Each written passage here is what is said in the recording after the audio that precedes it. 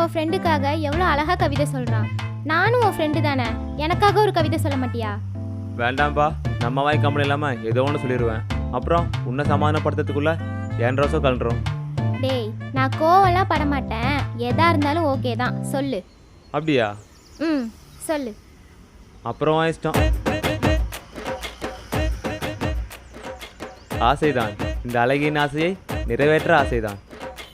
உனக்காக என் மனதில் ஒரு இடம் ஒதுக்கிட ஆசைதான். ஒதுக்கிய அந்த இடத்தில் உன்னை குளித்தோண்டி புதைக்க ஆசைதான். உன் அழகி என்று சொன்ன உன் வாயை உடைக்க ஆசைதான். உன் மூஞ்சிகள கவிதை ஒன்றரை கேடா என்று கேட்க ஆசைதான். உனக்காக நான் எழுதிய கவிதைக்கு என்னிடமிருந்து பாராட்டு கிடைக்க ஆசைதான்.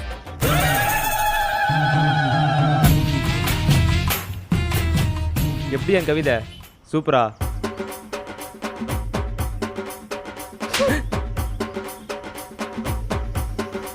போடா தடிமாடு. ஏ ஸ்வேதா, நில்றி, வேணா வேற கவிதை சொல்றேன். அடே ஸ்வேதா.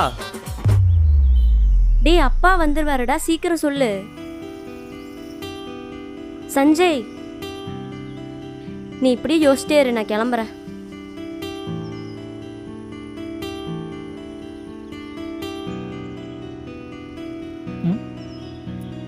ஸ்னேகா,